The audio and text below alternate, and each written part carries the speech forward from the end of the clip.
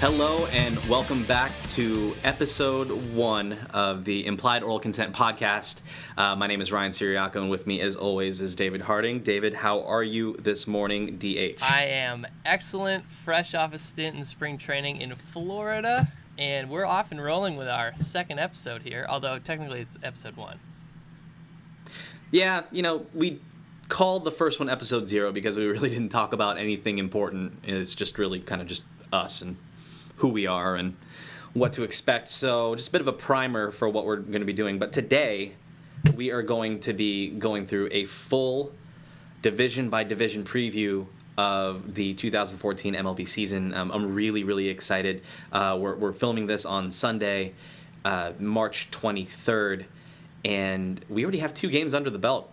And my Dodgers are 2-0 heading back stateside with a commanding lead, with the greatest and best record in all of baseball, and leaders in most statistical categories. Granted, they're 50% of the players that have played, but it's nice to be ahead. Yeah, well, I mean, and playing a Diamondbacks team, which we'll get into, which just looks kind of lost out there, depleted, Corbin going down, but Ryu, he got a base hit too, so your pitchers are even hitting. Oh yeah, absolutely. Kershaw tried to. He's kind of drinking whatever Yasiel Puig is drinking because he tried to leg a flare, an oppo flare into left field from a single into a double, and was easily out by about 10 feet. But I really don't know what.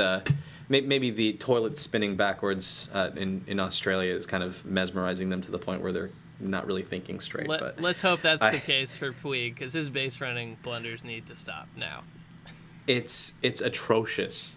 I almost need to take this jersey down because it's almost shameful. And I read an article on ESPN.com that Donnie Baseball is not really happy with how things are going with him. Is kind of losing patience for him. But we'll get to that momentarily. So just kind of transitioning, we're going to be talking about the MTV Fan Cave quite a bit throughout the season because, well, they're going to be doing exactly what we're going to be doing. Hopefully they'll be doing exactly what we're doing in talking about baseball and pop culture and things that make them go tee-hee throughout the season.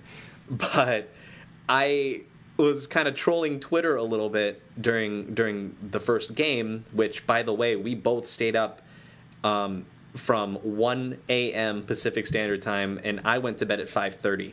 Yeah, and this was after a night of going out and drinking with my brother-in-law, who's in town from Ohio. I didn't even do that. I only made it till about when they pulled Kershaw. So you, sir, are the better man in this case.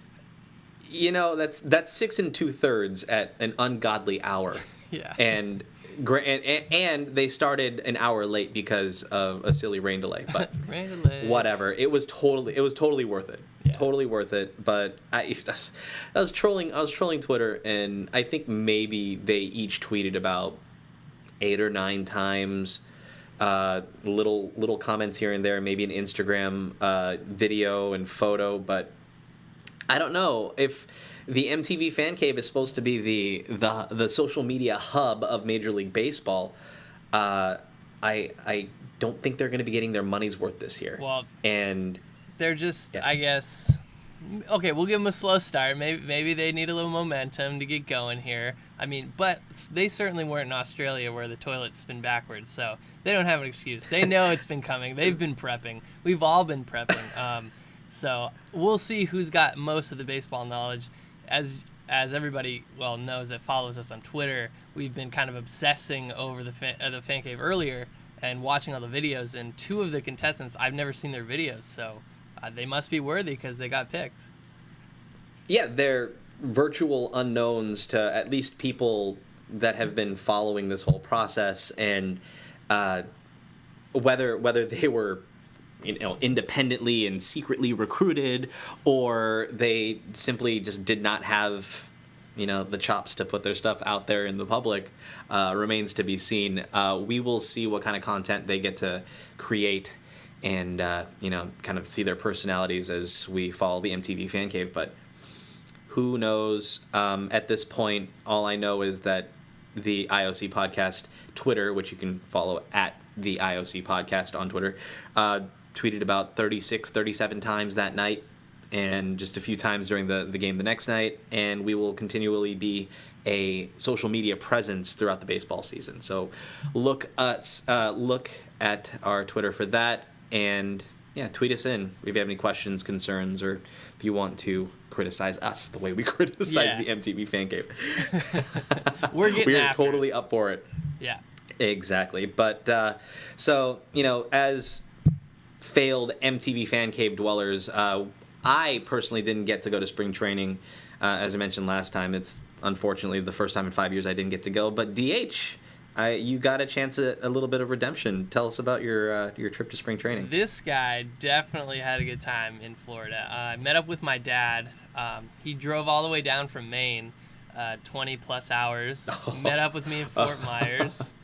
And I got a foul ball, something that every 8 to 12-year-old little leaguer cherishes. And it's a funny story. I was standing down the left field line, which is where I usually like to take in the games with the Sox, and Johnny Gomes hit a blast just to the left of the foul pole and hit the wall, and I'm thinking, 20 rows behind me, I'm not getting this. I turned around, watched a few more swings, and something hits me in the back of the heel, and I look down, and here's this ball, and the first reaction I have is, where's the little kid crying because he lost his baseball?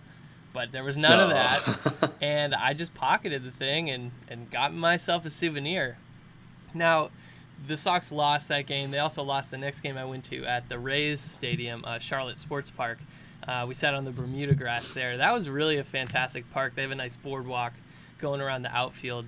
I got a little sunburnt, not too bad, a little bit though, because sitting on the grass there is pretty enjoyable when you're a couple beers deep. And I just really had myself a nice old time in Florida. Didn't get down to Arizona, but hey, my team's not there.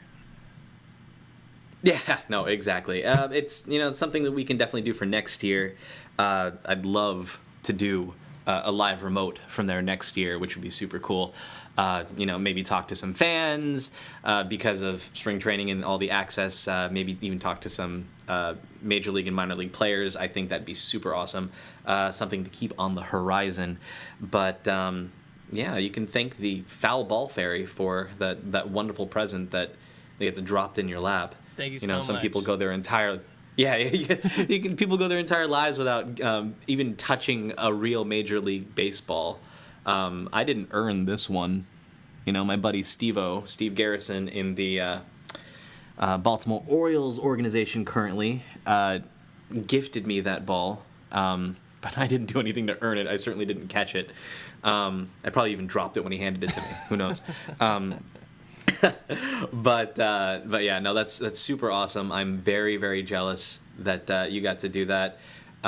You've been quite the traveler. Before that, you were in Vegas for the West Coast? No, Big West? No, you got it. Yeah, the WCC, the West Coast Conference Basketball Tournament. I'm a Santa Clara alum. Didn't have real high hopes for my team, and Gonzaga ended up winning. And I think they're still in the tournament now. They won their first round game. That was fun. I'm actually back. Yeah, I think they play tonight. Yeah, so I don't want them to win because I don't like them. Nobody likes Gonzaga in the WCC unless you're from Gonzaga, in which case, I have bad words for you. Anyway, I will be back in Las Vegas in about a week from today. No, maybe a week and a half for NAB, the National Association of Broadcasters Conference with my company. So lots of Vegas for this guy, lots of dehydration, hopefully some parties, maybe some pool action. We'll see. Not a lot of baseball out there, but I've got my MLB TV app to keep me company. Perfect. Yeah, just pro tip for Vegas that got me through my bachelor party a few years ago. Lots of coconut water. Pedialyte is probably the greatest cure for any hangover. And horse pill-sized ibuprofen. Well, all right. Right before bed. Check. Right before bed, and then you'll be able to do backflips the next day. I guarantee it. My first backflip ever. It'll be incredible. Yeah, exactly. As opposed to like the failed attempts to do a backflip while you're drunk the night before. that's a completely different story for another day. I mean, I feel like doing backflips because we are on the precipice of every major league team getting their opening day. It's going to be awesome. It's going to be fantastic. So with that said, in the next segment, we are going to be diving right into our divisional previews, starting with the AL East. Since we already started talking about the Boston Red Sox, I figure might as well. Yeah, buddy. Can the Sox repeat as champions this year? Can Joe Madden work his magic yet again in Tampa? Jeter retiring, can the Yanks win it all one more time for the captain? Keep it tuned right here at Implied Oral Consent in the next segment.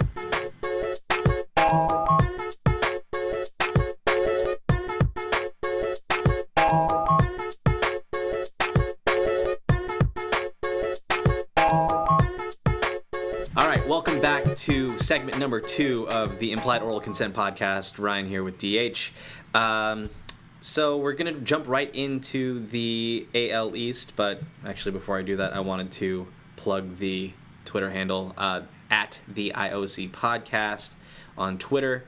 You can also email us in at theiocpodcast@gmail.com.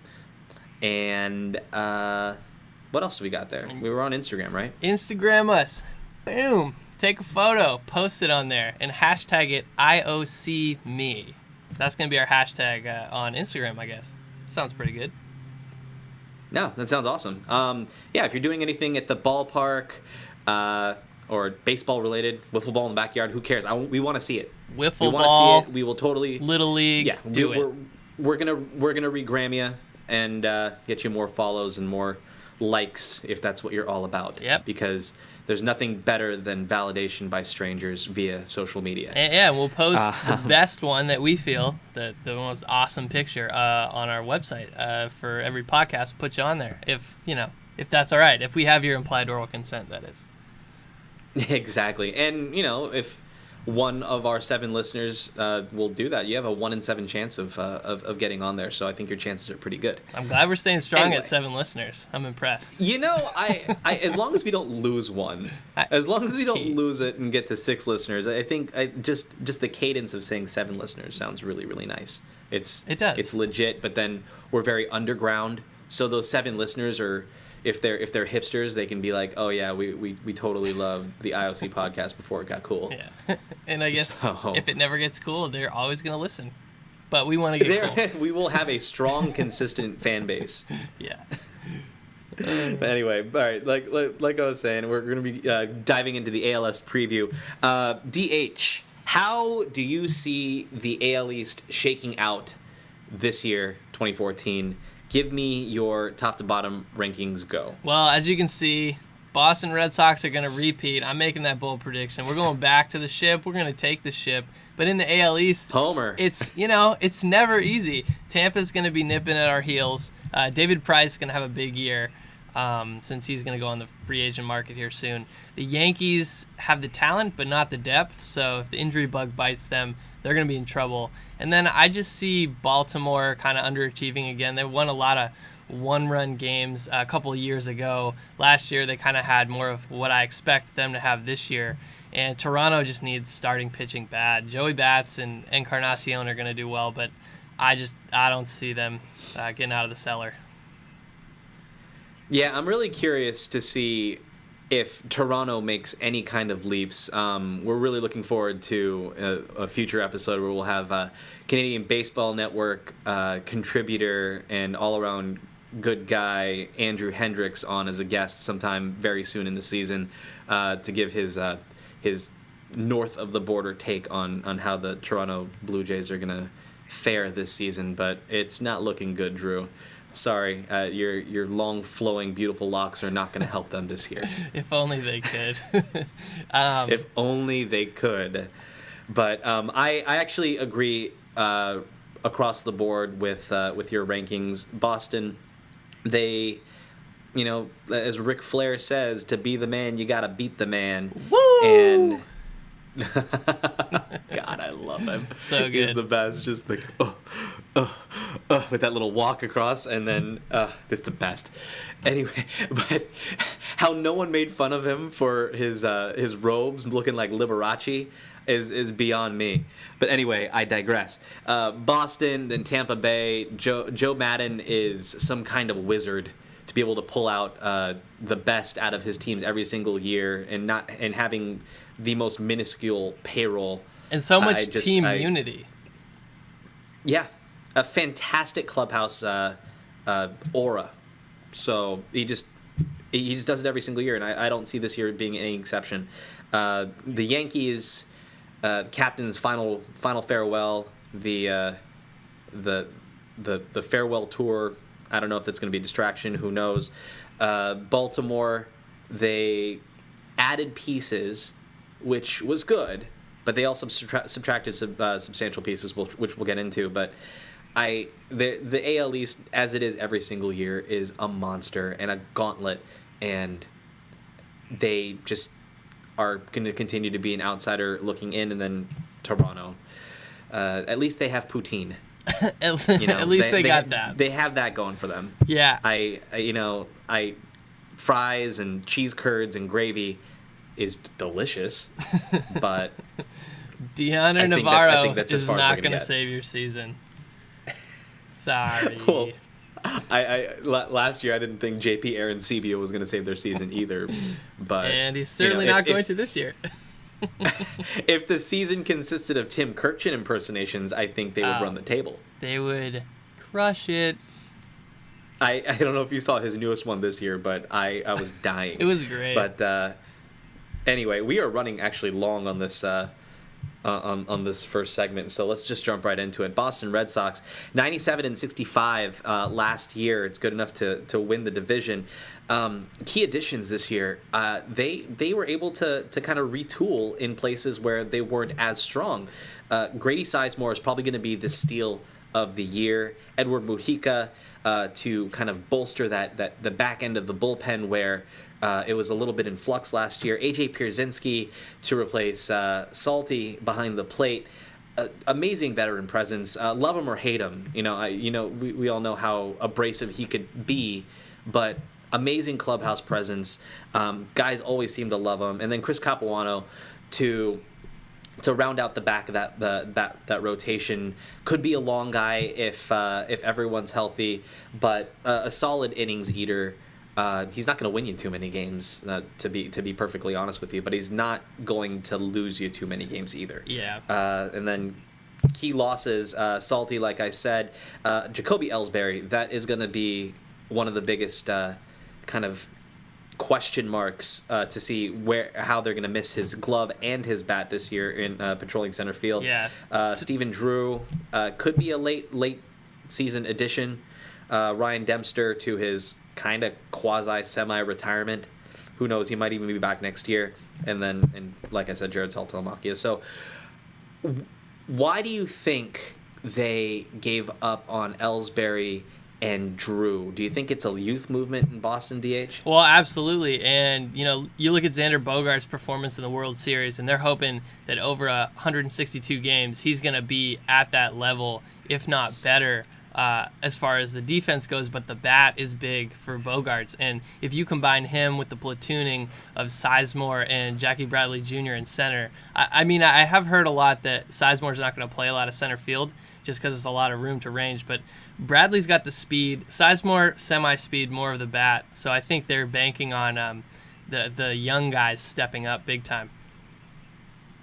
Absolutely. I just, for Grady Sizemore's sake, I just hope he stays healthy, because that we had glimpses of what could have been close to, not necessarily a lock for, but close to like a Hall of Fame career. Yeah, and I was watching him in Cleveland down in spring training. He looks amazing. The day that I left, they were playing the Cardinals. He had 3 hits, 2 great catches in the outfield, 1 diving full out, 1 up against the wall. So he's not afraid to put himself in harm's way and bounce right back. Yeah, despite the fact that his contract is not guaranteed, and his spot on the team is not guaranteed either. Which it speaks to his spirit and the fact that he's been away from the game for a long time. But maybe dial it back a little bit. Maybe get on the team, Yeah. get on that 25-man first before Yeah. before we start breaking wrists along the wall. But Yeah. anyway, next we have the Tampa Bay Rays, who came in at 92 and 71 in 2013. They did a pretty decent job bolstering the back of their bullpen and adding a few pieces here and there in free agency. They brought in an old friend in Grant Balfour, ready to rage once again in Tampa Bay. Balfour rage.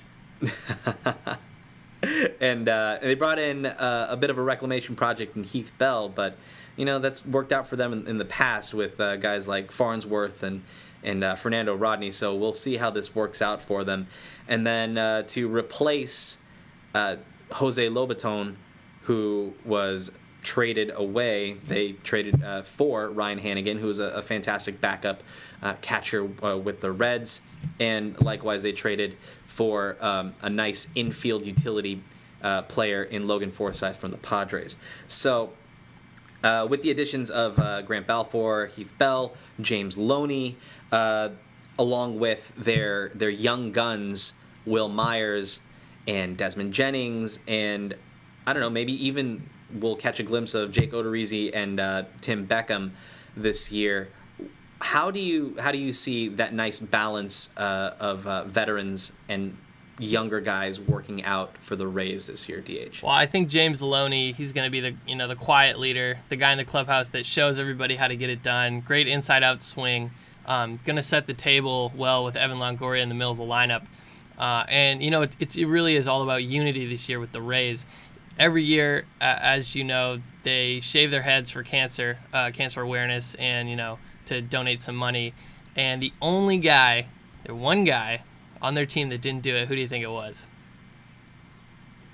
Well, based on last year and the most unfortunate picture for like a Rookie of the Year, I'd have to say Will Myers. Correct, you are. Kind of unfortunate. Oh my goodness. I've heard multiple reports around the Rays spring training facility talking to fans that he's kind of an arrogant douche, and he's a young guy, so I get it, but hey, the rest of your team is doing this. How are you going to be only one out? So if they don't bring it together, I don't think this incident is going to ruin their season by any means, but it could be telling of things to come. So yeah, that really is unfortunate. And I love my hair as much as the next guy, and it's very much a part of me. Yeah. And I'm sure I don't look very good with a shaved head anyway. But I mean, it's for cancer, and your entire team is doing it, and you're a public figure now. You're a role model, and your whole team's doing it. And you're wearing a hat. Why do you want to be that guy? At your job. Your job is to wear a hat. So what's the point? Doesn't matter. Just wear a hat. On hot, sticky Tampa days where, a head of lettuce like that is going to be a little bit to work with. And Yeah. I know you love your show hair, but I don't know, Will Myers. Let's just hope that he kind of gets the picture. Yeah. And kind of complies. But I agree with you. The Rays are going to do fantastic. It remains to be seen whether or not they did enough, and that's actually going to be a recurring theme with a lot of the non-locks for division teams, division wins. It's going to be whether or not they did enough, and obviously it remains to be seen. But there were quite a few names to be, or quite a few notable names and players to be had in this offseason, so who knows. But one team that certainly did not lack in free agent activity this winter was the New York Yankees, who came in at 85 and 77 last year. Anything short of a championship, obviously, for the Yankees is a disappointment, but I don't think they left anything to chance, at least on the offensive side, for their additions. They brought in the rival Jacoby Ellsbury, as they tend to do after successful turns with the Red Sox. They also brought in veteran masher catcher Brian McCann and Carlos Beltran, the ageless wonder. He's, 38, 39 years old, signed him to a multi-year contract, which, Cashman loves to do with old guys. Yeah. But he's gonna be out there in right field, and then combine that with Masahiro Tanaka. We've got Brian Roberts, who will be your opening day second baseman for your New York Yankees, and then you got Kelly Johnson and Brendan Ryan, who's going to be spelling Derek Jeter on his off days. But I think their additions, as impressive as they are probably just as significant as their losses. And it all starts with Mariano Rivera. You're never gonna hear Enter Sandman again in the ninth inning to close out a game for you, and for a long time until they find that closer, you're not gonna find that shutdown. Yeah, game over. A lot situation. of bullpen by committee. Just getting that bridge to Robertson. I don't know how they're gonna do it. I don't see how they do it. I don't know who they have on their in their bullpen aside from maybe Andrew Bailey, and I don't even know if he's made the team yet. But they're going to be banking on their starters going probably 7, 8, 9 every single night to be able to give themselves a chance. But losing him and Cano and Grandy and Andy Pettit and Phil Hughes and Jabba Chamberlain and Boone Logan, and oh yeah, by the way, we lost A-Rod for 162 plus the postseason. Do they have enough? Well, do they have enough there? I think on the surface, if everybody stays healthy, Teixeira's wrists are okay, and he can hit at least power from one side of the plate, they're going to be okay offensively, like you mentioned. But I think the one person to look at, which we haven't talked about yet, is Michael Pineda, and he's been looking great in the spring. And I think if he and Sabathia can bolster the starting rotation, and like you said, they're going to have to go like 7 innings every night out there, every day. That's really the only way they're going to win. If the injury bug catches up with any of them, Ellsbury in the past has been hurt, Beltran is an old man. Roberts at second. He was injured most of the time in Baltimore. It's chancy, but they definitely have the pieces in place to do it, maybe. Yeah, no, that's a great point on Pineda. If he ends up doing anything for them, then that trade for Jesus Montero will end up looking fantastic for Brian Cashman. Big time. Because we all know that the Krispy Kremes caught up to Jesus Montero. Too many. And that is not working out well for the Mariners. No. So again, the jury's out. It remains to be seen, but I'd love to see something out of Michael Pineda this year. That'd be fantastic. Yeah. Moving right along, since we are pressed for time, technologically pressed. Stupid technology. I wish we had like a regular camera. We're doing this on DSLRs for, to kind of peel back the curtain and see how we're doing this. But let's move on to the Baltimore Orioles.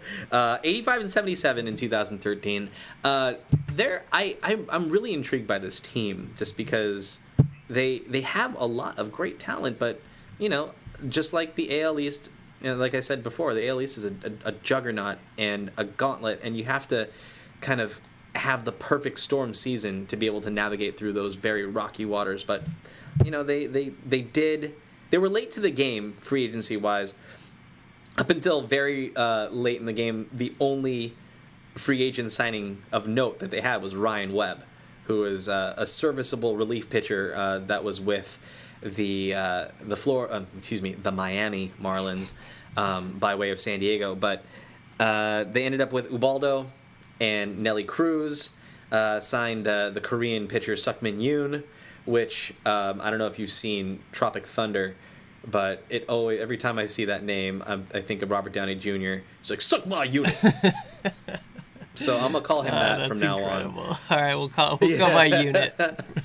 Yeah, suck my unit. So with Baltimore, I'm really hoping my buddy there, Ryan Flaherty, my fellow Portland Mainer, gets some playing time. Otherwise, I don't know. I think Baltimore's just gonna underachieve. They're gonna be a lot more like last year, more than they were when they were winning a lot of one-run games. Yeah, there are a lot more question marks than there are kind of definitive statements here. But Nelly Cruz protecting Crush Davis, I can see that going fantastically, and seeing Crush Davis get his same numbers or something similar to that from last year. But I don't know.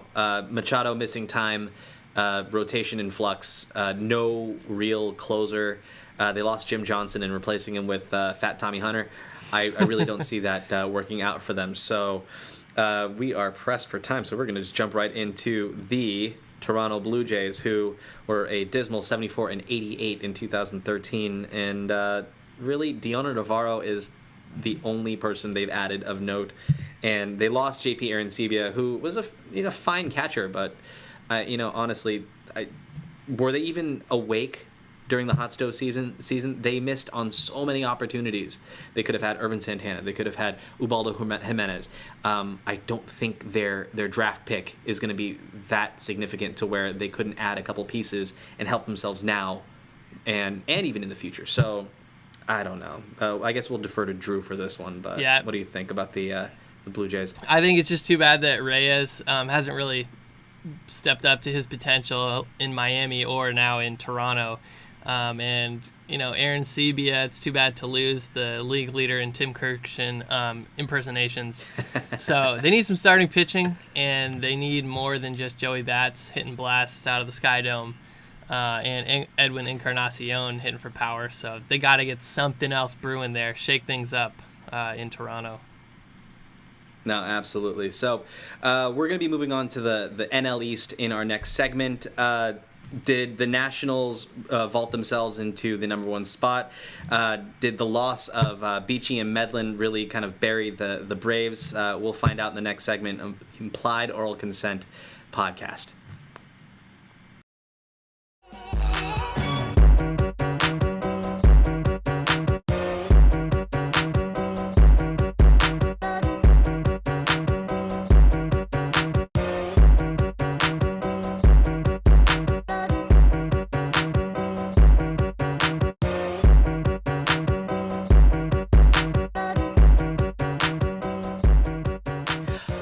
Welcome back to segment 3 of the Implied Oral Consent podcast. Ryan here with DH. Again, Twitter handle at the IOC podcast, and email us in at the IOC podcast at gmail.com. Going into the NL East, DH, give me your rundown of how you think the NL East is going to shake out. All right, well, at the top, I think we got the Braves. And followed closely by the Nationals. The Nationals are going to have a great pitching staff this year, but I think the Braves just have more bats. And then we've got, the Mets, Philadelphia, and Miami rounding out the bottom. But I know that you got the Nationals taking the East. I do. The only difference in my standings is that I do have the Nationals winning the NL East with Atlanta, New York, Philadelphia, and Miami trailing behind. Let's just get right into it with the Nationals. They had a bit of a funny season last year, 86 and 76, but I really think they had one of the best acquisitions of the offseason last winter in picking up Doug Fister from the Detroit Tigers. Huge. For really a bag of balls. Yeah, they didn't really lose anybody. It was Steve Lombardozzi and I believe it was Ian Kroll. But really, for a team poised to make that jump and really compete for a World Series, let alone the NL East title, this was a bit of a coup. Doug Fister really solidified the Detroit rotation, and 1 through 4, as it was for the Nationals, they were solid in their rotation. Strasburg, Zimmerman, Gio Gonzalez, their fourth pitcher actually. Zimmerman. Wait, did I say Zimmerman? I think and Zimmerman, right? Strasburg, Zimmerman, Gio Gonzalez. The fourth one escapes me right now, but with Doug Fister there, it just makes them that much more solid. I don't see them ever going on any extended losing streaks with this rotation. Yeah, what do you think? If they can stay healthy, especially Strasburg, who's shown really good signs in the spring that he's ready to go. They need to just get rid of these innings and pitch counts. I mean, pitch counts obviously to an extent, but let the guy out there and unleash him on the rest of the NL and the NL East, and they'll be all set. And as far as the bats go, Bryce Harper looking for maybe a 30-homer year. And, I think you might be right. I think Atlanta is just gonna edge them out just because with Hayward, Gaddis, Freddie Freeman, I'm really liking their core guys. No, absolutely, and it's just a matter of staying healthy for the Nationals this year. I think a lot of what contributed to them not doing as well was getting bitten hard by the injury bug. Oh, and Ross Detweiler, by the way, is the number 5 starter. Got it. But if they can stay healthy, then I can see them doing well, which is something that unfortunately this spring the Atlanta Braves have not been able to do. They pretty much ran away with the NL East last year at 96 and 66, but it really goes without saying that if you lose two of the two pitchers in Brandon Beachy and Chris Medlin, who you were really banking your high hopes on getting back to the playoffs on, I really don't see them getting back to it. They did replace their production with a little bit with Irvin Santana, and hopefully with the shell of a man that used to be Gavin Floyd. Yeah. But I really don't see them replacing that kind of production from Beachy and Medlin, especially having both been 2 years removed from Tommy John surgery earlier in their careers. Yeah, and the pitching's definitely going to hurt them. I'm really, like you said, I'm banking on the offense. I'm hoping that, and Anderson Simmons, Gold Glove status at short, that they can bail him out. I just think the Braves have got it. They're going to be that one team that I don't think anybody else is really going to pick them that high. I think they'll contend for a wild card if they end up not making any moves at the trade deadline. But maybe they can get David Price. Who knows? I absolutely see David Price as a target now.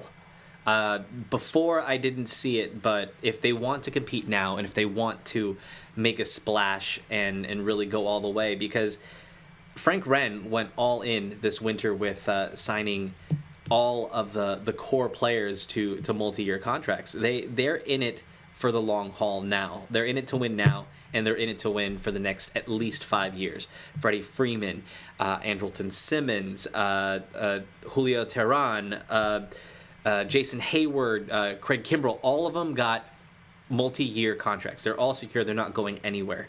Which, of all those, I thought Kimbrell was going to be the one that was going to be dangled as trade bait. But, that being said, they are still incomplete without those two pieces in their rotation. So, frankly, I'd love to see them repeat because they're a fantastic team. If they get any kind of production from B.J. Upton and or Dan Ugla, then they will be vastly improved because, frankly, those guys did not show up last year. But who knows? But I personally don't think that they have enough at this point.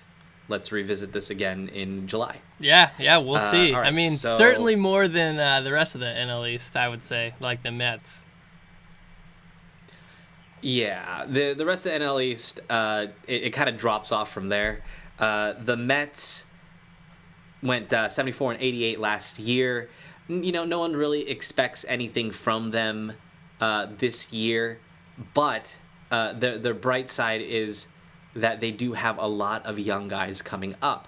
And we had a preview of that last year with Matt Harvey, and unfortunately, like a lot of young pitchers these days, actually has succumbed to the torn UCL and had to have TJ surgery this year, and will miss the entire year this year, which is super unfortunate because he was a stud. He started the All-Star game last year, for God's sake. Yeah.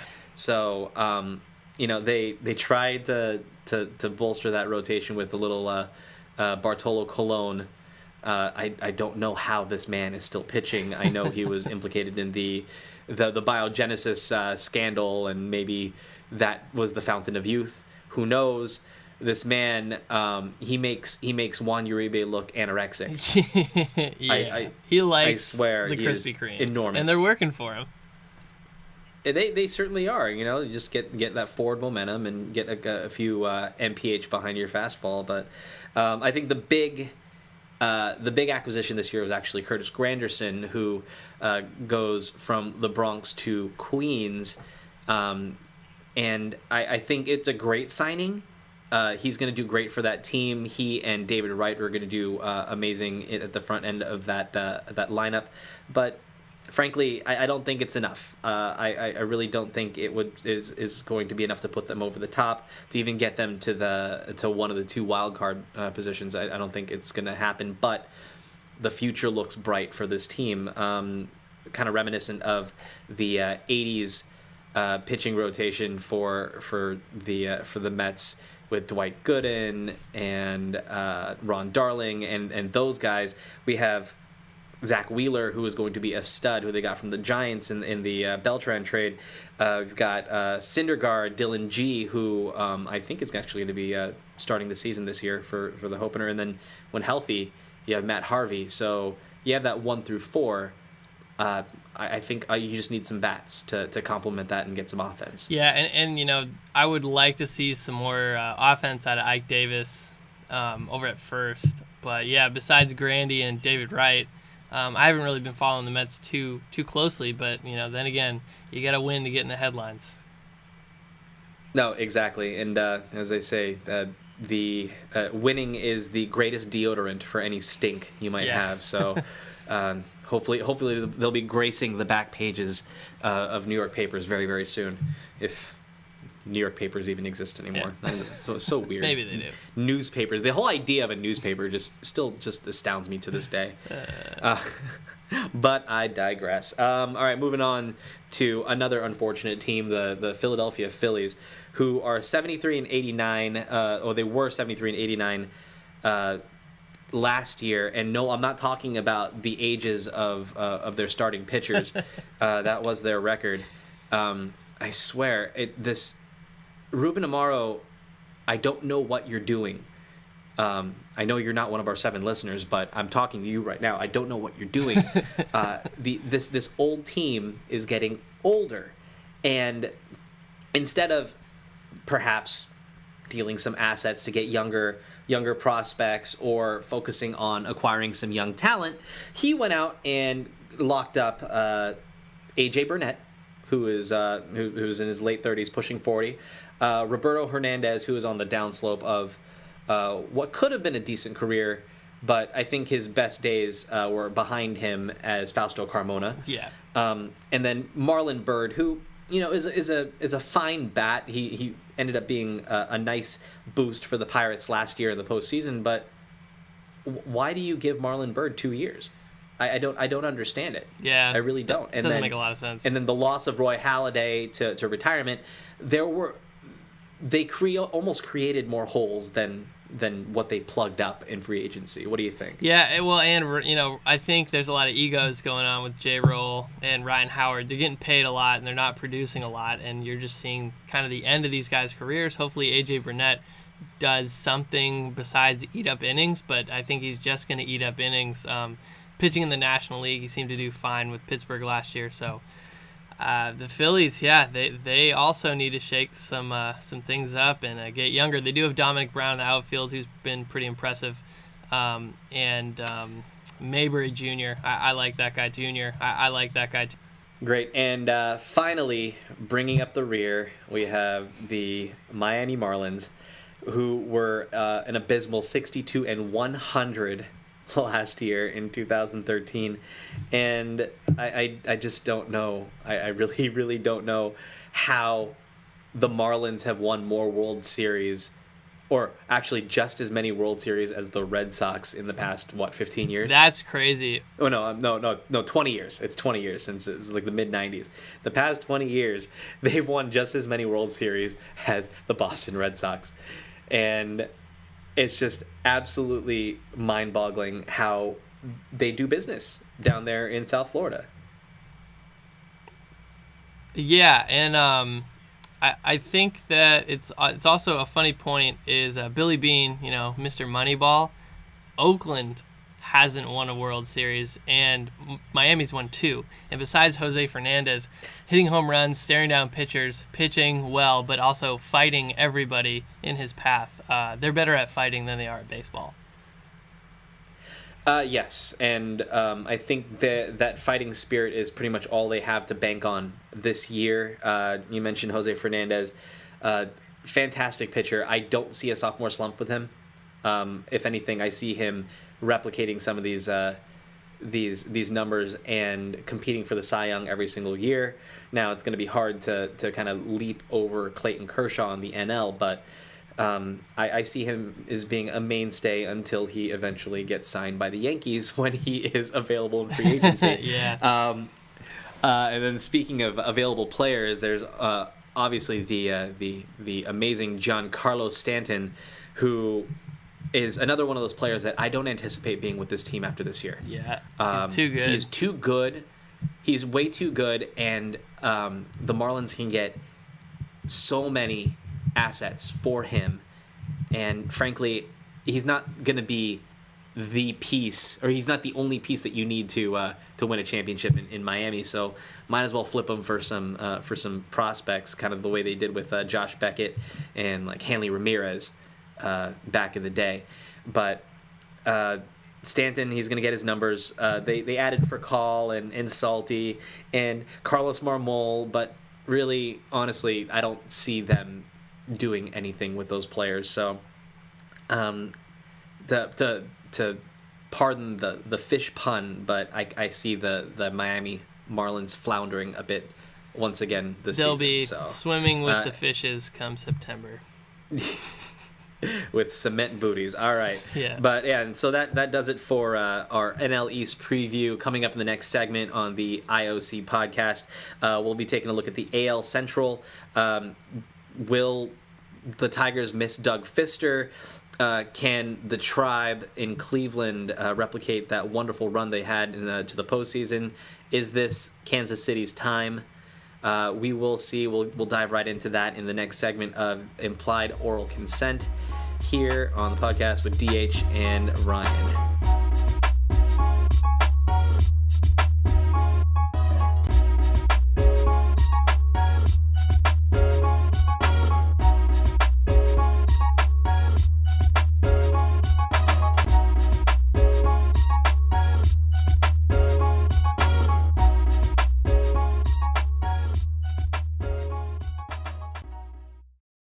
All right, welcome back to the Implied Oral Consent podcast. Brian here with DH.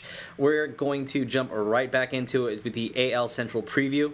DH, what do you see happening in the AL Central this year? I think we got the Tigers, despite losing Fielder, they're going to be right back there. I mean, they lost Fister too, but I think I'm going to put them into the ALCS already. And I think Kansas City, I think Kansas City is going to make a push for a wild card spot. I just don't think Cleveland has the staying power. Even though they have come together under Terry Francona. And then the White Sox in Minnesota have a lot of things to figure out, but I will be excited to watch Jose Abreu get some ABs in the majors. No, absolutely. I agree with you on most of that. I do also have Detroit taking the AL Central once again. They're not necessarily going to steamroll, but I don't think it'll be very difficult. I think they might be one of the first to clinch, actually, in that division. I actually have Cleveland coming back as in the 2 spot in the AL Central. Again, a couple more question marks, a lot more losses than additions, but something about that team, it definitely intrigues me. I do also really like Kansas City. I could be very, very wrong about Cleveland and having... And could easily have Kansas City as the number 2. I love the way they're put together. Their youth is finally coming to the surface. And then again with the White Sox and the Twins, the White Sox have a decent offense kind of put together, but behind Chris Sale, I don't see much after that in their rotation. And then likewise with the Twins, they actually did the exact opposite. They bolstered their rotation, but did little to nothing to help themselves offensively. So jumping right into it, Detroit, they once again got to the ALCS before Boston Magic got the best of them. Yep. And knocking them out of the playoffs. Ortiz. But yeah, the cop with his arms up and Torrey Hunter with his legs up. Steve Horgan, man, I top of just the love- year. That's, yeah, that was my that was the one image that was really burned into my mind from last year's playoff run. It was quite the image that's probably going to live in Boston lore for a long time. But 93 and 69 last year, 93 wins. That is nothing to shake a stick at, and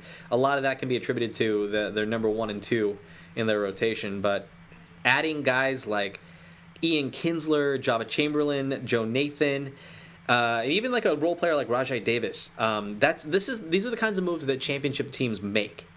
You know, they can cut their losses in certain places with guys like Prince Fielder and Johnny Peralta and Doug Fister and Joaquin Benoit, and you can make those moves and still have enough to get you over the top.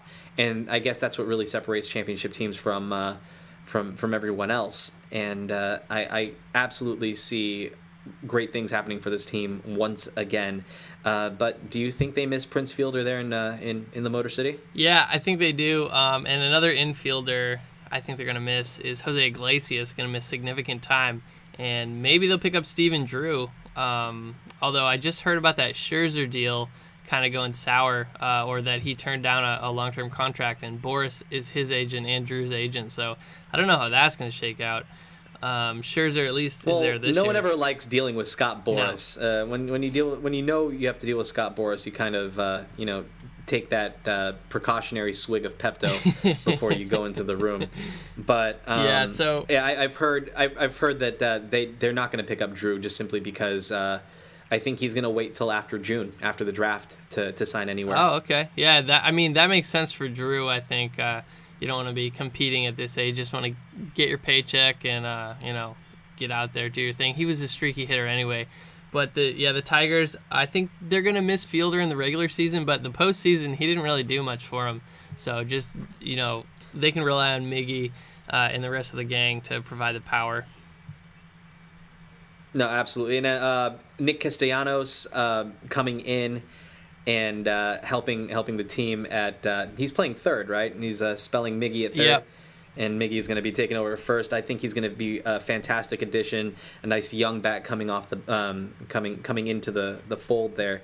And Ian Kinsler, he's got that chip on his shoulder. He already chirping at his old team, saying that he hopes they go 0-162. So I see him doing just fantastically in Motor City. So let's actually go with your projected number 2 in the Kansas City Royals.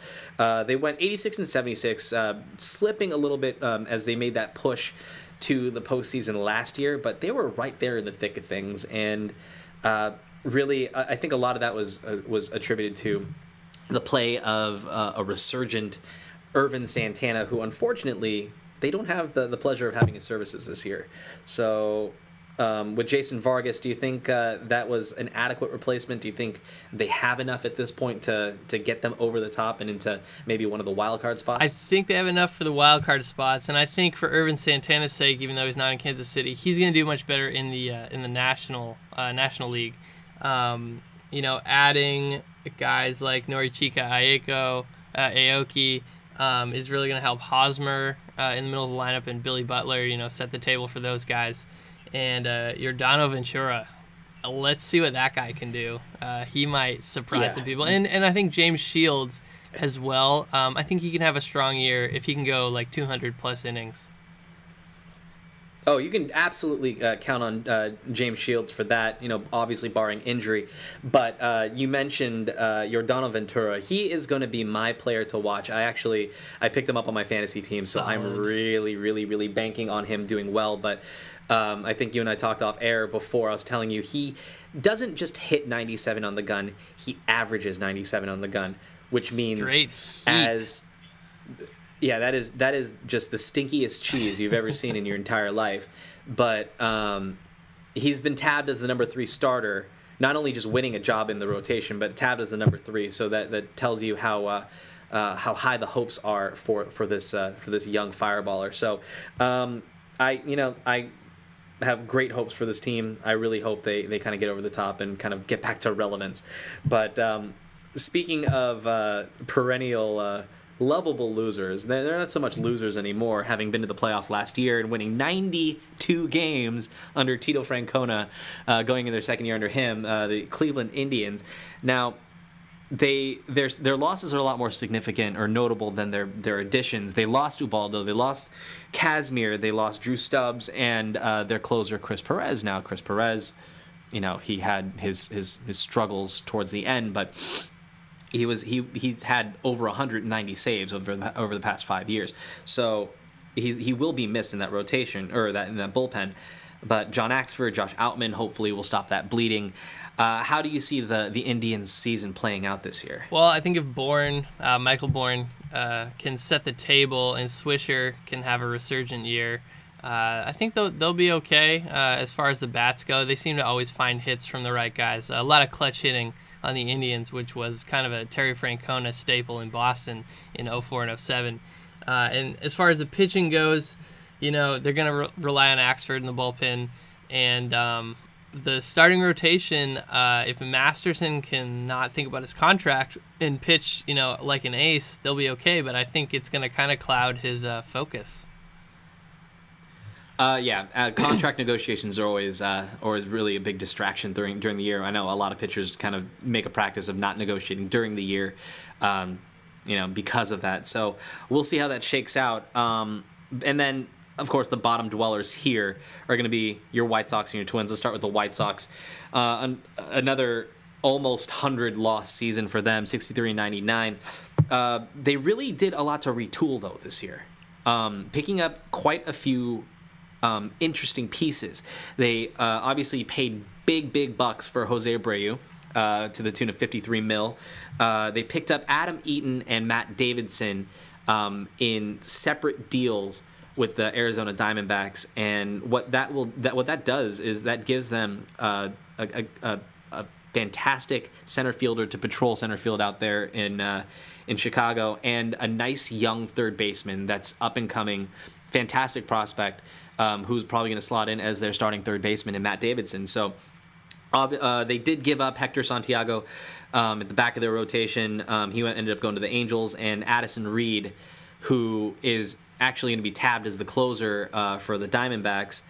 But again, way too many question marks. What do you think they need to do to get over the top? I think this year is just about finding out who they're going to keep, who's going to be a chemistry guy, and I think this year's they kind of know it's going to be a wash. Let's see what Jose Abreu can do. If he's a guy you can build around, then that's great. But Chicago, like you said, a lot of questions to answer, and hopefully they can get closer to that answer. But this year they're not going to be making a run at anything.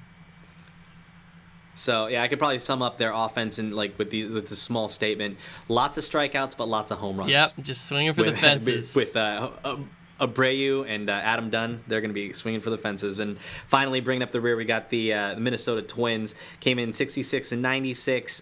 They addressed their rotation. That was their biggest thing in the offseason this year. They got Ricky Nolasco, Phil Hughes, Mike Pelfrey in free agency, and these are actually very solid pickups. That their middle of the rotation is very much set.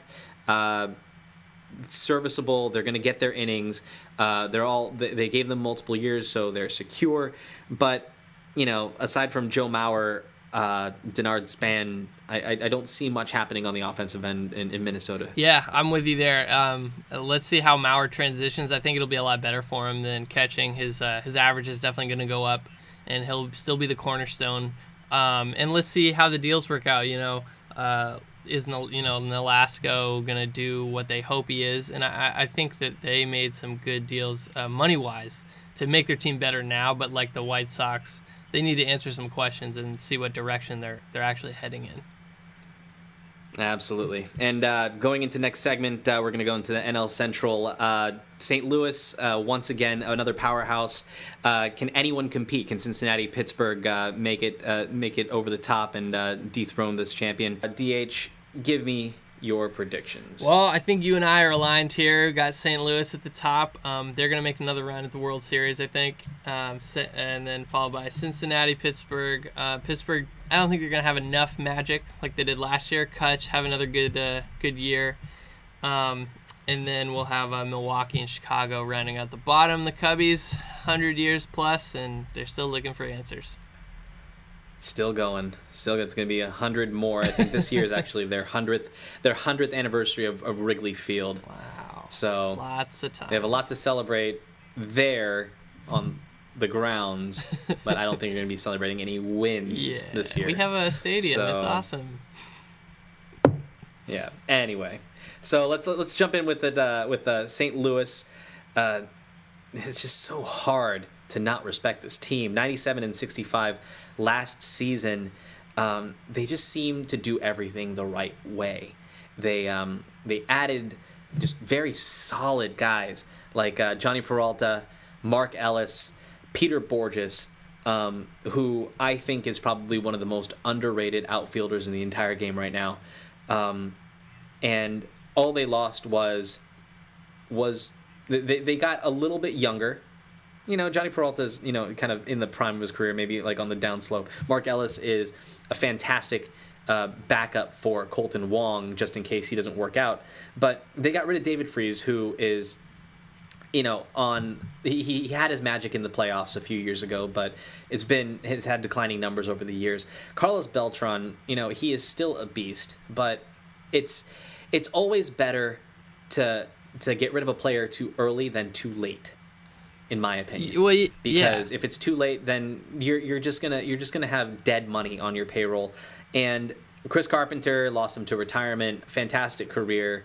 It's a shame it couldn't go longer. And Edward Mujica, who was another stalwart in the back of their pen, but they found Trevor Rosenthal out of nowhere last year, and now he was now making Mujica, who's a fantastic pitcher, expendable, and much to the benefit of the Boston Red Sox. But it's a prime example of how they build for now and for the future. Why don't you talk about this? I hate them because they knocked out my Dodgers last year, but you have to respect them. You do, and I think one name that'll be popping up a lot is Carlos Martinez, or Baby Pedro, who came out of the bullpen in the World Series last year. This guy throws gas, and I think he is going to become a fixture in the starting rotation for the Cardinals. The Cardinals did get younger. Colton Wong sounds like a confident guy, getting picked off in the World Series. He's put it behind him, and I think he's going to really do some damage on the base paths. You got the speedster Shane Robinson out there, Descalso. The Cardinals, they just have solid guys 1 through 9, and there's not a lot you can do about that. No, it's really hard to find any kind of weaknesses in this team. So just look for them again in October. They'll be so back. That's really all I have to. It's really all I have to say about that. It's like you can't really do much more. It's amazing, and that's how you do it. So moving right along, I have the Reds. I think you have the Reds too. Coming in second in the division. 90-72 last season. Fantastic season. Their last under Dusty Baker, so and this year is going to be their first under their old pitching coach and new skipper Brian Price. They added complementary pieces this year, and I kind of don't blame them for not making a big splash. They added Skip Schumacher, who unfortunately kind of went down with an injury, and so he's going to be out for a few weeks to start the season. Manny Parra, Brian Pena, but they lost Sin-Shu Chu, who is that presence is going to be felt immensely, or that lack of presence for that matter is going to be felt immensely in Bronson Arroyo, Ryan Hannigan. But really it's all about Chu, and they're going to try and replace this production with Billy Hamilton in the outfield. Now, the old saying, you can't steal first. How do you see Billy Hamilton factoring into the Reds' plans this year? Well, he's going to have to find his way on base, and I don't know if he's necessarily the most patient hitter. As far as production goes, you're going to want to rely on Jay Bruce and Votto. And if the Reds can do that, they're going to be a real top-heavy team as far as power goes. And Homer Bailey's going to still be there. But, without Chu, it's just that extra bat that could get you the hit. And now you're really relying on one or two guys to be clutch for you. That's so funny. When you said that, I couldn't help but start singing in my head, "With or without you, with or without without you. I see a music I video can't live in our future. with or without you. Anyway. Solid. Love it. Great. That is great. Okay, I'll So stop. the Reds. I'll stop. We'll see. They're on the precipice. The Reds. Maybe a wild card, but who knows? And then also officially prayers out to Aroldis Chapman for getting hit in the face with a baseball. I just he's gonna be the Bionic Man. They're putting a metal plate in his face. Yeah, it's gonna be kind of awesome. That picture that he tweeted out was graphic. No. Man. I think I've been. Oh wait.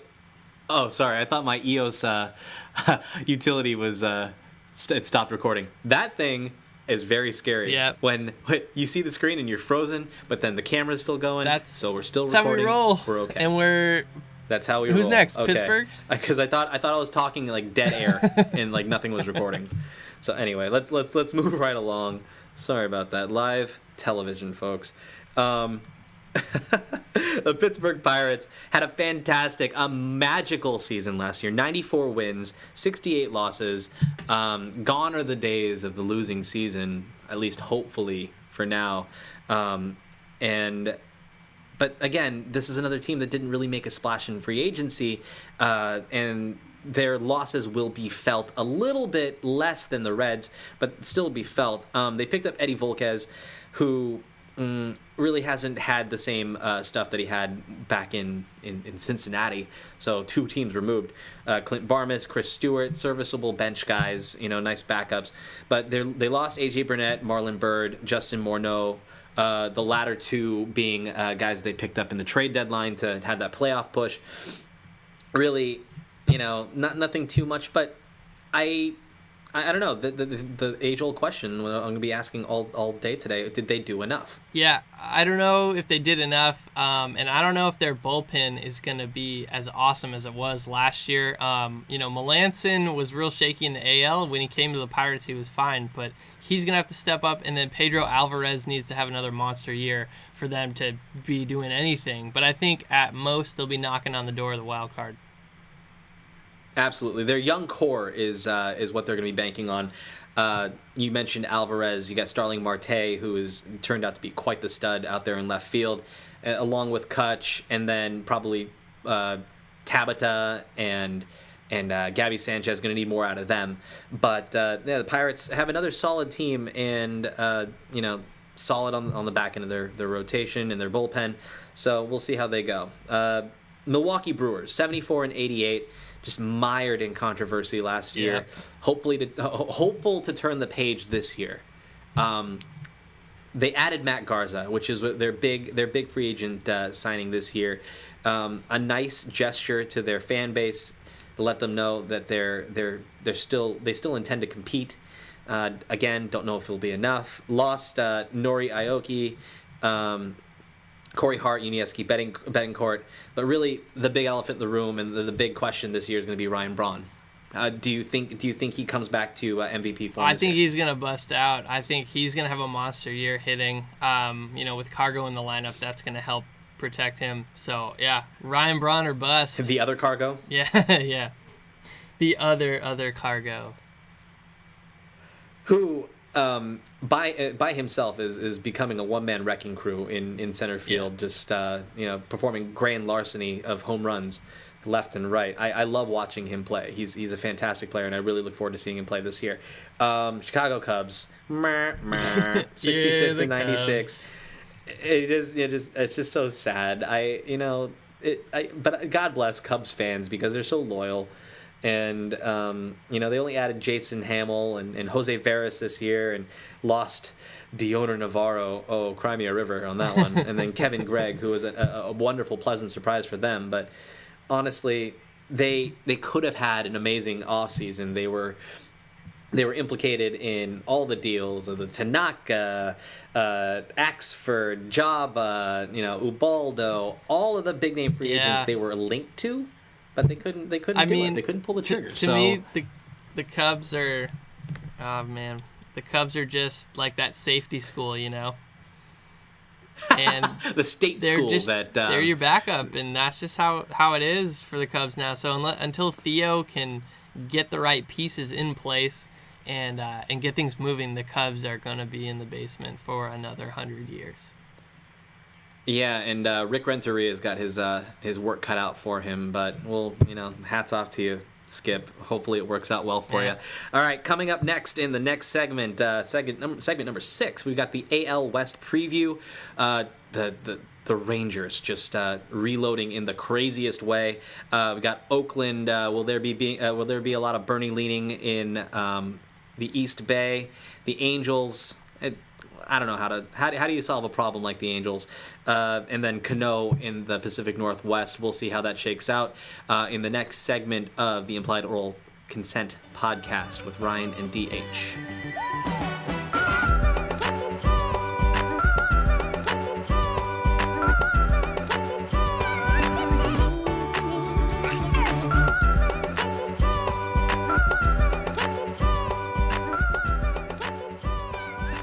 All right, welcome back to the Implied Oral Consent podcast. Ryan and DH, Twitter handle at the IOC podcast. Email us in at theiocpodcast@gmail.com. We are jumping into the AL West. So, DH, how does that shake out? We're going Texas, Oakland, LA Angels of Anaheim, Orange County, wherever they're from, Seattle, and Houston, who unfortunately is now in the AL, and it's going to make their lives 2 times as hard. But Texas has the best lineup, I think, in the majors as far as power and contact goes. And Oakland may be surprising people, but with Sonny Gray going down recently, that is, not Sonny Gray, Jared Parker going down, that's definitely going to hurt. Mm-hmm. Oh, it's gonna really hurt. Almost to the point where I almost need to kind of rework my wild card, but. Yeah, going into the Texas Rangers, 91-72 last year. Didn't win the West, but good God, do they look good to do it this year? They added Shin-Soo Choo, and Prince Fielder, and that could not be a crazier upgrade of on base and power in that launching pad known as ballpark at Arlington. And they've got JP Arancibia behind the plate. They did lose Nelly Cruz, Ian Kinsler, Joe Nathan, AJ Pierzynski, and they lost Derek Holland for half the year. But honestly, I don't see them scoring fewer than 5 runs a game. Yeah, which is going to be really hard to contend with in this division and in the league in general.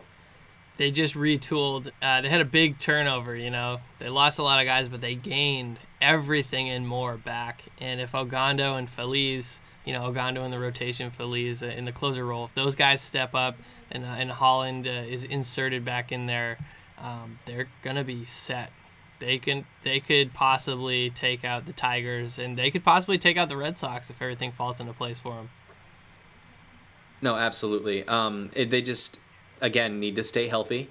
Everyone just needs to do their job. They don't need to do anything crazy. Do your job. There are a lot of teams out there. There are a lot of teams out there that rely on their superstars to kind of carry them. Yeah. But this team is built such that if you just do your job, do what everyone's projecting you to do, then there's no excuse for you not to win every single game. So. They're going to be a buzzsaw running through that AL West. And unfortunately, I think one of their victims this year might be the Oakland Athletics, who won the West last year at 96-66. And they're just Billy Beane. Like I was talking about Joe Madden working his magic as a manager, but Billy Beane it's just astounding at how he makes his team relevant every single year with guys that you don't know, but you will know. Like Josh Donaldson. Where on earth did he come from? But that's how I felt last year. I had no idea who he was. And now this year people are talking about him being an MVP candidate. I mean, that's all Billy Beane right there. Yeah, making something out of nothing. Yeah, that is Moneyball right there. They also brought in Jim Johnson, a beast at the end of the bullpen. Luke Gregerson, a fantastic bridge. Probably one of the best middle relievers in the game that you've never heard of because he pitched for San Diego for so many years. But I'll tell you from personal experience, just watching him pitch for the Padres, he is as solid as they get. And, a fantastic bench and clubhouse guy in Nick Punto. They lost Barty Colon. They lost Grant Balfour, Chris Young, Kurt Suzuki, Seth Smith, whatever. This team is solid. They're built to win. But I really think the loss of Jared Parker is really going to sting them to the point where they're going to miss those innings and they're going to miss those wins. He's going to be hard to replace. Yeah, that's how they've been winning with, young guys eating up a lot of innings on the mound, winning close ball games, clutch hitting from Donaldson. I was actually at the game where Brandon Workman had a perfect game going into like the 7th inning, and Donaldson eventually broke it up in the bullpen, and the A's had a walk-off win. So, Josh Reddick, yeah, I was pretty disappointed. Josh Reddick, as well as Donaldson, they're going to be mashing the ball for sure, but the pitching, I think, is going to hold them back and keep them out of the West contention. Yeah, it's unfortunate because guys like Sonny Gray kind of brought himself to national prominence last year during the playoffs. I see him doing just fine and kind of picking up where he left off, but having that 1-2 punch like most successful championship teams do, they're going to be missing that. So it's unfortunate, but we will see. Hopefully their loss will be the Angels' gain. The Los Angeles Angels of Anaheim of North Orange County, California, came in at 78 and 84 last year. Just utterly disappointing for the payroll and the names on this team. And I just actually, the person I feel bad for the most is Mike Trout. Yeah. Because could you imagine what he could do on a solid winning team? He's just an island in the sun out there. He's doing his own thing, and everybody else who should be bringing up the rear just is not. Yeah, and, I would absolutely pay him $300 million when his time comes. I just hope that a team worthy of his talents and possessing of the pieces to win actually acquires him, because at $300 million that's going to cripple the Angels, and they're going to have him and Hamilton and Pujols and a bunch of AAA minor guys because that's all they can afford. Yeah, so I don't know. If the Angels don't start getting their money's worth out of Pujols and Hamilton, they're definitely not going to be contending for anything anytime soon. No, and they're gonna miss Peter Borges and Mark Trumbo in their lineup as well. Big losses. Tyler Skaggs and Hector Santiago will do well in their rotation, but really, honestly, it's not. I don't think it's going to be enough to compete in this amazing division at the top.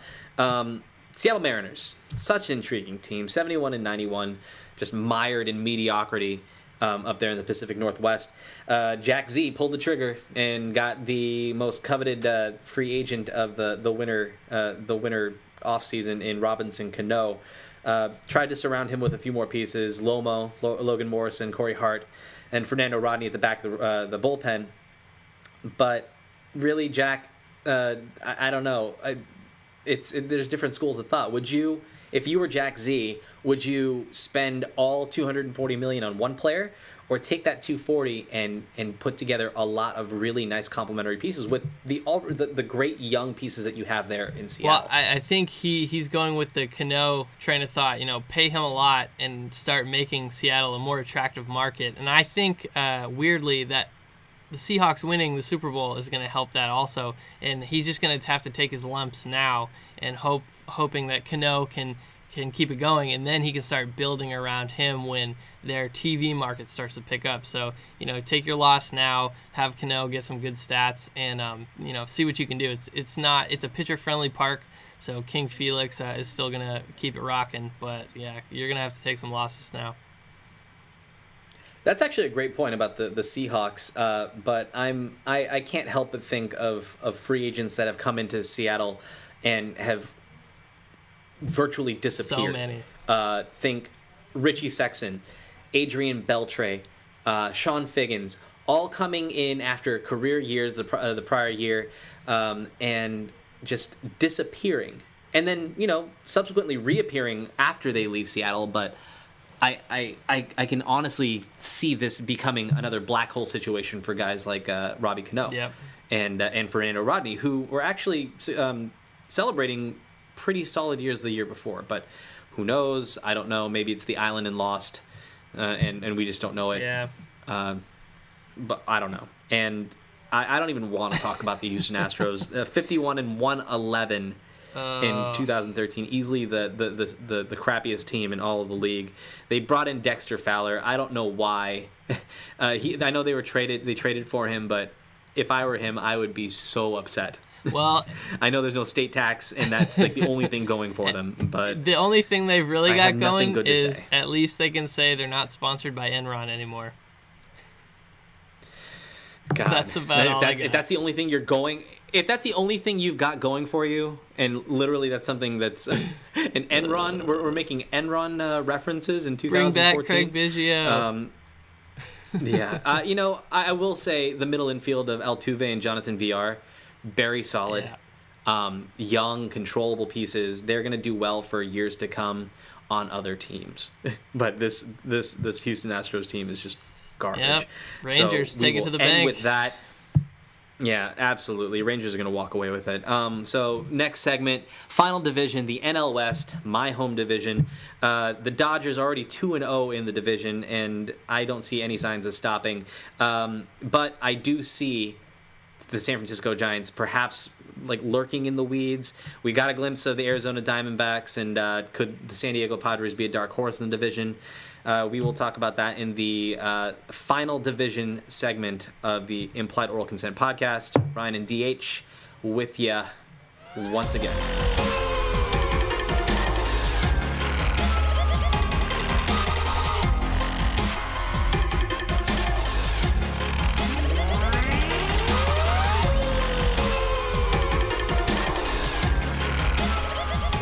All right, welcome back to the Implied Oral Consent podcast. Ryan and DH here with you at the IOC podcast is the Twitter handle. We are going to be jumping into the NL West, my home division. I am 100% biased as DH is with the AL East. So why don't you take it away before I completely usurp this segment to talk about my Dodgers. Well, before you do that, yeah, we are picking the Dodgers, both of us. San Francisco line in the weeds going to take second there. And then Arizona, San Diego, and Colorado to round it out. Dodgers have looked great in their first two games. Clayton Kershaw doing work on the mound. And Van Slyke, I like this guy. So, yeah, Ryan, take it away. Yeah, no, he's Kershaw's in midseason form already, and the scary part is he looked fantastic, but he has so much more he can do. So much more he can do. He wasn't completely dominant, and that's after 7 Ks, 1 walk, 1 run, if that's not 62 dominant, thirds, and 1 run allowed, and that's not dominant. That's not even dominant for him. Nuts. That's so scary if that speaks to his talent. And the Dodgers, like any championship team on the precipice, they did everything to retool and put themselves in contention now. Their signings pretty much over the winter offseason have made their bullpen into the most formidable bullpen in the entire league, and that's not just my homer opinion.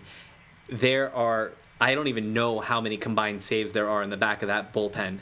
But if you even have a pitcher going 5 innings and then putting a 6th, 7th, 8th, and 9th inning, a relief pitcher for each one of those, you can have a former closer in each one of those innings and just have the utmost confidence in that bullpen. We picked up like I'm part of the team. That's what I say too. The Dodgers picked up Chris Perez, who, like I mentioned before, has over 190 saves over the past 5 years with the Indians. They picked up, they locked up Brian Wilson for a 1 year plus a player option. The beard is killing it for you guys. It's not even fair. The beard, and he is so dominant. He had 2 strikeouts in his 8th inning appearance in the first game of the season. And then obviously Kenley Jansen is in the mix as well. They have guys like Seth Rosine and Jamie Wright, who is a nice long man who was with the Dodgers 2 years ago. They also picked up Dan Herron as a amazing number 4 starter to complement Kershaw, Greinke, Ryu, and whoever the number 5 starter is between Billingsley, Mahalam, and Josh Beckett, who, if you get maybe even a third of a season out of all of them, it'll be just fine if they just do their job. The bench maybe was a little bit lacking. Lost guys like Skip Schumacher, Mark Ellis, Nick Punto, Jerry Hairston Jr., Michael Young. Great clubhouse presences, great contributions to kind of plug and play when need be. But this offense, even with the base running blunders by Yasiel Puig, the free swinging by Yasiel Puig, really, and then in the second base question mark with Sean Figgins or Justin Turner or D. Gordon or Alex Guerrero, I love what I see from this team, and there's no way that they lose this division. Yeah, it's going to be fun seeing it all come together. And then, if they have the priority to sign Hanley Ramirez, that'll lock it in even more. They certainly have the money to do it. Absolutely, and they might even get a little flexibility if they trade one of their outfielders. And with Scott Van Slyke going ham on the first night, yep. Now they have 5 legitimate outfielders that they can insert into that lineup. So, all right, next we have the San Francisco Giants. They came in at 76 and 86 last year in 2013, which I think is a little bit of an aberration considering they had just come off of winning the whole shebang-a-bang the year before. I think it was a combination of just, kind of bad luck in one-run games, the injury bug, and the fact that the Dodgers went absolutely bonkers in the second half of the season that really put them out of contention for most of the year. So they got guys like Mike Morse, nice pop in the lineup, and a nice veteran presence in Tim Hudson. You were saying earlier that you think that they're gonna jump in a wild card spot. Yeah, I think they're going to be not really pressing the Dodgers. I think the Dodgers will run away with the West, but the Giants are going to be back in the hunt for the wild card, and Buster Posey needs to have a good year for that to happen. Hudson needs to be stalwart, maybe going 150-plus innings, and Lincecum and Kane and Vogie need to step it up too. So the Giants just have a lot of guys that need to get back to their consistency to where they were. And then Slim Panda, Pablo Sandoval lost some weight, and I think he's going to play really well. It's a contract year. So there's a lot of good things happening for the Giants up at AT&T in San Francisco. No, absolutely. They, as much as it pains me to say it, they've proven, especially since the turn of the century, which sounds like it was like a million years ago, but since the 2000s came and went, they've become one of the more consistent teams, and I think you can attribute all that to Boch up there since he left the Padres. Actually, it's been a while since he left the Padres, but they've turned into quite the consistent team, which is what the Arizona Diamondbacks hope to be. And all indications were pointing to them really being the main contenders in the NL West. Going 81 and 81 last year, they faltered a little bit going down the stretch. But after watching two games this season already in Sydney, I had to change my standings and put them behind the Giants in the NL West. I just do not like what I see. They added Addison Reed and Bronson Arroyo and Mark Trumbo. And the Mark Trumbo trade I thought was going to be huge. You put Mark Trumbo and Paul Goldschmidt together, that's a lot of pop and a lot of runs scored and a lot of home runs. But Mark Trumbo looks like a little lost lamb out there playing for Arizona. Yeah, and losing Corbin, that's really going to hurt. They can see, which direction they want to go in. They're certainly not going to be challenging anybody in the NL West. But Kirk Gibson may be on the hot seat if he can't get over that 500 hump, exactly 500 last year. and they don't want to see the Dodgers celebrating in their pool again this year. So hopefully they didn't schedule those games when the Dodgers are going to clinch. But other than that, I just think the Diamondbacks, unfortunately, have kind of a lost season at this point. Yeah, it's unfortunate to see Patrick Corbin go down with that injury. You know, it's bad when anyone gets that injury, but when an ace of a team and a budding young superstar in this league like Patrick Corbin goes down, it's really kind of heartbreaking despite your allegiances. But they'll maybe get those innings back from Bronson Arroyo, but definitely not his production. And they're definitely going to miss Tyler Skaggs even more now that Corbin went down, since he was traded to the Angels in that three-way trade with the Chicago White Sox. Now, let's move on to who I think is actually going to be a dark horse in the NL West, and it's the San Diego Padres.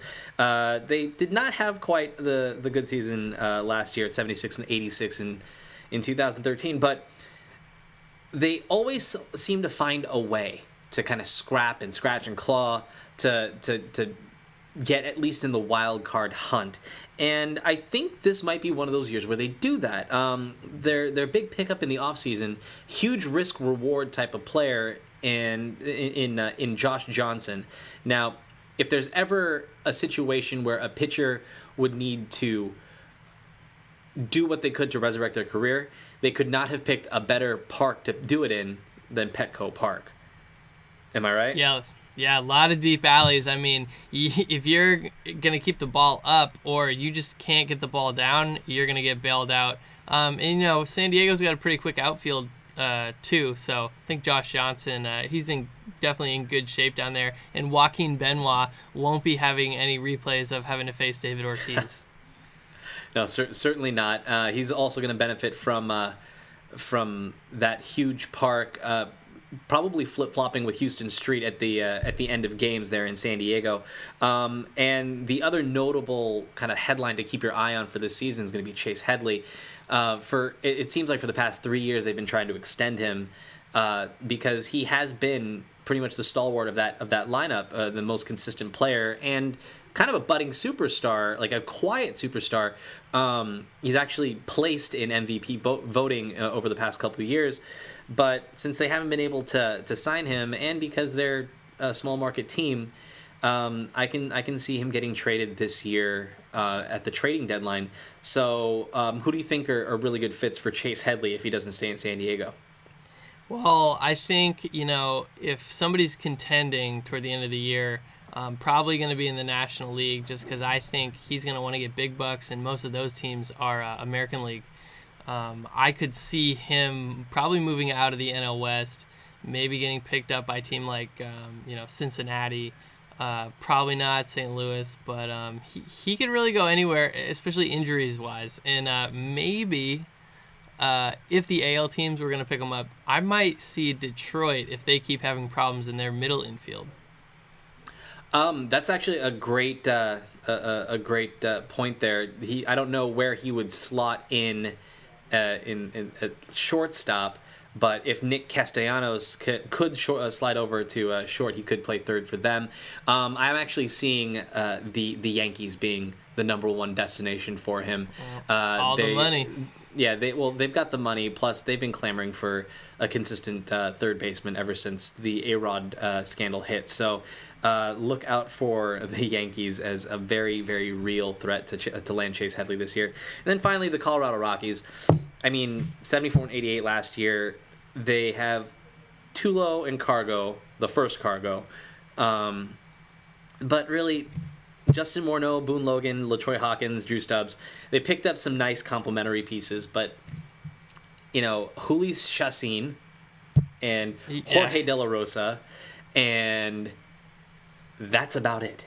I really don't see them doing anything to compete for really anything other than a high draft pick this year, which they need to keep capitalizing and rebuilding that system. Yeah, they're going to be all about the draft, and they have a better shot at bouncing back than, say, the Cubs in the next 2 or 3 years. But yeah, the Rockies are in the same position as kind of the Twins, just the National League version. Homer-friendly ballpark, so that doesn't bode well for their pitching. But maybe we're going to see a big year out of Morneau, and hopefully that doesn't mean having to sign him to a multi-year deal after the next couple of years.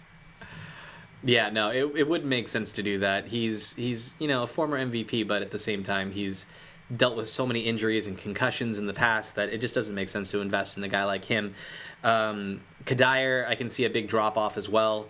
He had pretty much perfect storm year where he just was just playing lights out, but I don't see that happening again this year. And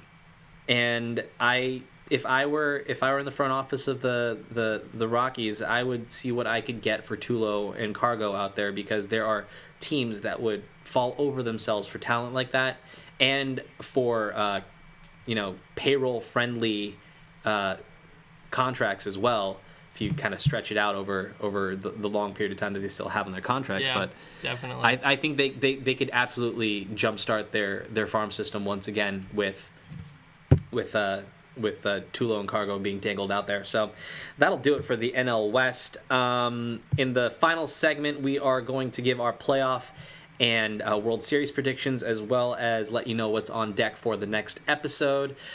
Keep it locked here. It's the IOC podcast, Implied Oral Consent with DH. I am Ryan.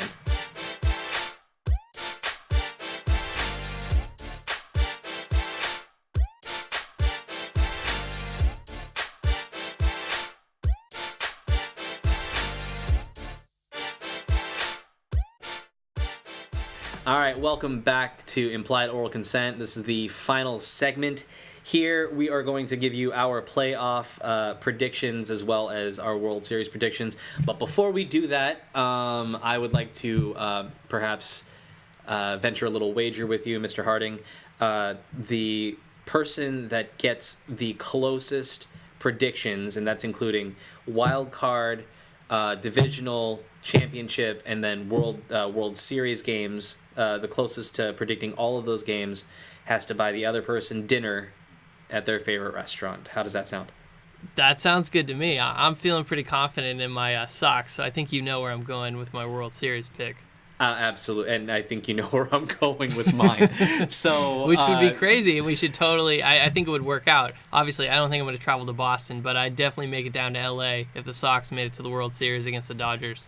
Oh my God, that would be just the nicest cherry on top of what's probably going to be a really awesome year on the IOC podcast. What we're doing here, we're going to take you on a journey with us, and if it does come down to LA Boston, I think that would be a nice fitting kind of feather in our cap for what's going to be a really awesome year. But yeah. All right, that being said, we already gave you our divisional winners, Boston, Detroit, Texas, and I think we're in agreement there. So there's a wash. Well, we'll see. Yes, and then I picked Washington, St. Louis, and the Dodgers to win their divisions in the NL. And I'm taking Atlanta, St. Louis, and the Dodgers. Okay. My wild card predictions for the American League are going to be Tampa Bay, and I initially picked Oakland, but I don't know. The Jared Parker injury really kind of irks me, so yeah. I might switch over to Kansas City. Okay, yeah. I mean, I think I'm definitely going Tampa Bay, Kansas City as well. But you know what? I'm going to take Oakland. I'm going to throw fire. You're going to take my scraps. I'm gonna pick them right up, put them in my pocket. We're going Oakland, Tampa. Okay, great. And then I see going to the ALCS, Boston and Texas. Yep, and I'm aligned with you there. Okay. And then I actually have Texas emerging out of the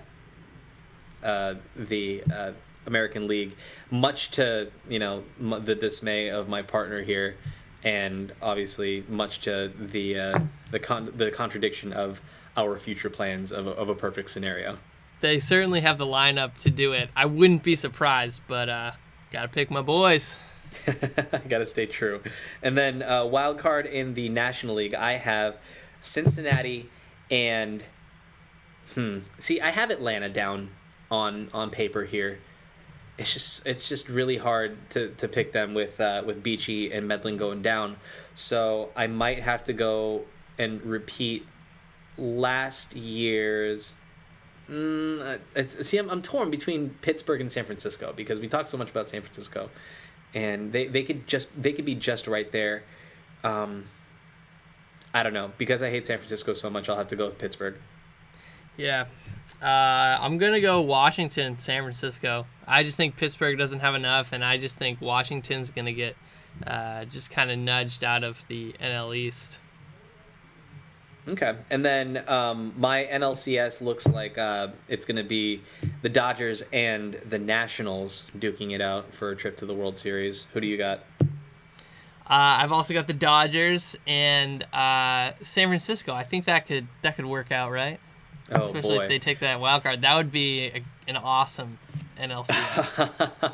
Oh God, okay. Just everyone out there, Dodger fans, San Francisco fans, if that ends up happening, be nice to each other. It's okay. Yeah, It's just a game. chill out. It's just a game. I hate San Francisco as much as any other Dodger fan, but I'm not going to do anything about it physically. I might. That's right. There's levels to fandom. I might use my wits to kind of insult your lack of education, but that'll be as far as it goes. Anyway, and finally in my World Series I have the Dodgers and the Rangers, with the Dodgers winning in 6 games. Oh, all right. I'm gonna take Boston over LA in 7. Oh boy, that would be so epic.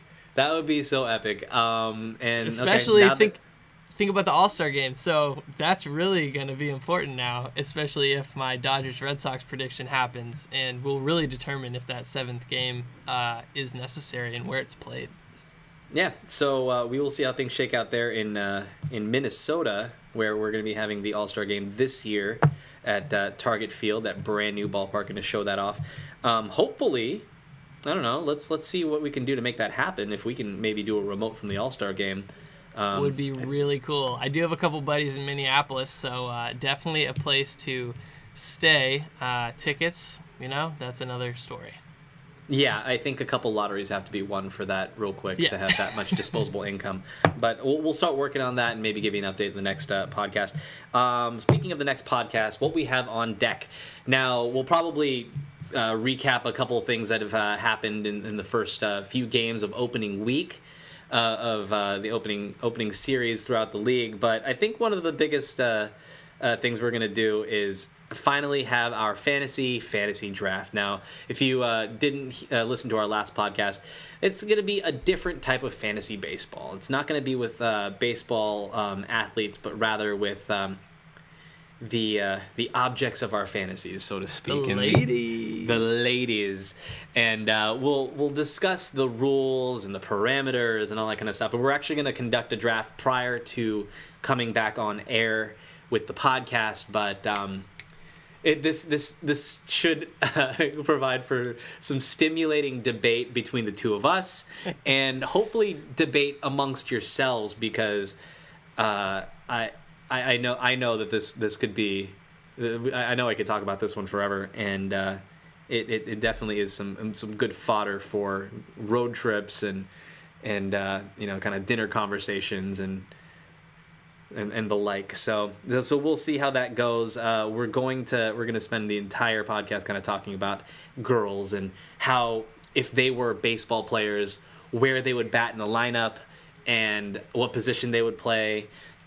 Age definitely plays into a factor in building your franchise. So, someone like Kristen Bell, who is absolutely gorgeous and still on the upswing. She has her Veronica Mars movie. She just did Frozen. She's got her career ahead of her with House of Lies on Showtime.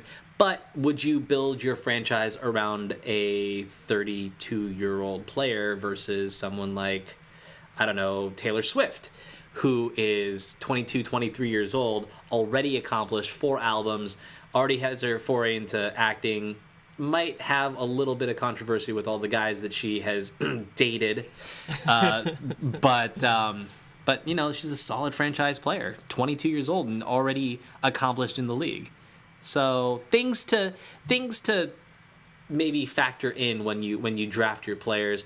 We're going to be drafting singers, actors, models, athletes, non-acting TV personalities, anyone under the sun. Everyone's fair game, and really the scoring, the way we're going to probably figure it out is, you know, the more positive exposure that you get, or that your player, you know, and that's player in air quotes, gets, you know, the more points you get, and likewise you can lose points for negative. So I'm excited to learn this game. I tell you, I'm gonna take it by storm. And I've got some ideas, but yeah, we'll see how the scoring shakes out, and who is going to be on our teams. Yeah, exactly. So, in the meantime, have a great week, DH. I'll definitely reconnect with you sometime so we can do this draft off the air. But you know, this has been the Implied Oral Consent podcast. Again, check us out on iTunes, the Twitter handle at the IOC podcast, Implied Oral Consent on Instagram, the IOC podcast at gmail.com if you want to email us any questions. For DH, I am Ryan. See you next time. We are out.